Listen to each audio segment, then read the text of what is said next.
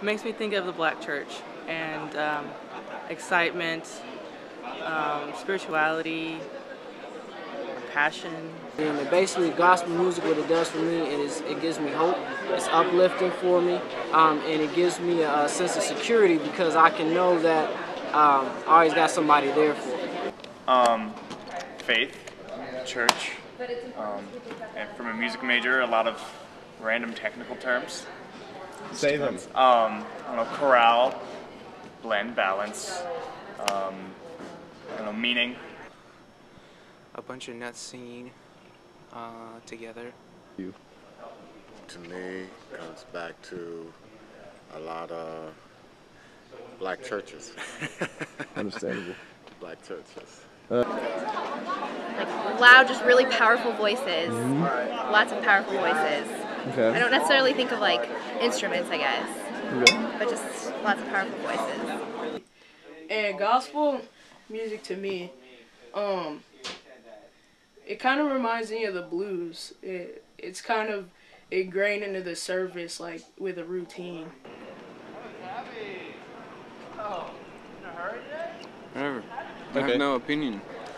I don't know if I can necessarily explain them. I know a lot of gospel music started in the church in Europe back in the day. Back in the day sounds dumb, but back in the day, any recorded music now or any printed music was all from the church through gospel. So I would guess it probably came from the United States, probably the South. I don't know the total history behind it. I just know it's been a very strong thing through slave times. Very much through that, and that's how they drew strength from a lot of that. I would assume it probably came from the American Methodist Church and the Second Baptist that sprung up after the Civil War. And perhaps you could include Pentecostalism at the turn of the 20th century. Or just mainly like the oldest, like my grandmother. She's like 83. She's the oldest woman in our family, and basically she says the gospel music kind of started out with the slaves. Some of the old hymns and things like that they used to sing back when they were, either in the slave quarters or they was out in the fields and things like that. Spiritual, they call them Negro spirituals songs, basically to give you uplifting and keep your hope alive. It's from where I know, or it just came from. And from there, you just take it to the church. You mix the uplifting, inspirational soul that the older slaves used to have with the Christian influence, and then you got gospel music. Blacks are more emotional. There's more passion, or it appears to be. They might have. I'm not saying that the whites don't have passion. I'm just saying you can. If you watch the two groups perform, you could definitely get the passion from watching black, and the energy from it that's coming from it. You get it from watching. And they use like, it's more a cappella maybe? Well, at least the gospel music that I really like is like more a cappella, and it's just, I keep saying it, but lots of powerful voices, and as opposed to like a band. And I prefer like a cappella, so. White people are born, and there's not really cooperation like gospel music and black churches. Seems like everybody just, no matter what, whether it's clapping or whether it is playing an instrument or singing in the choir, everybody has a role in the music. oh gosh, In the church. oh I don't know. That's a good question. I think a lot of it's style. I mean, music period is how one person interprets it, so it just depends on interpretation, I guess. Not to be just rude, but lack of soul for the white music. And for black spiritual music, I see a lot of passion, desire, a sense of freedom when it's being performed.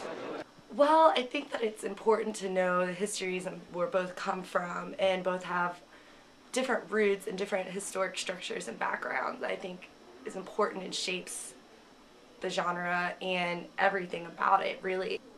The difference between that, I think it's special, and the people who make it are really just pouring their heart out into it, and obviously it's to overcome something. Well, at least the church I went to, predominantly white, the music was very solemn, I guess you would say. Basically, it's the taste and preferences. The message is the same, but there's totally different the way they put in the approach or the delivery of the message.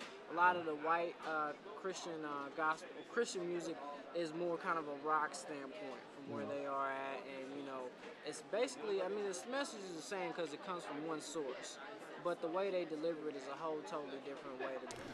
I'd say black tends to probably be more folk music probably, and probably white is just a knockoff of that.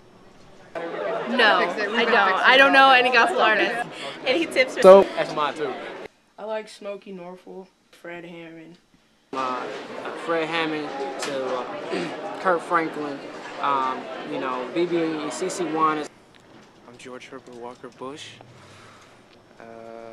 I'm majoring in Texas oilism. My name is Keith Randolph. I am a major in marketing and I'm minoring in theater. I'm Alicia Edison. I am a PhD student in sociology. I'm Deanna Coughlin. Do you need my major? I'm a junior in family studies and human services and minoring in women's studies. My name is Robert Marino. I'm a sophomore in personal financial planning. Courtney Bimper, open option freshman. I'm Eric Starnes, and I'm a major in music education. Trumpet. My name is Aaliyah Stevens, and I'm a music performance major. I am Justin Robert Gomez. I am a mechanical nuclear engineering student in progress. My name is Lauren Seeger, and I am getting my master's in mass communications and women's studies. Oh, and I like Israel Houghton and Richard Smallwood. Bad. He'd be like,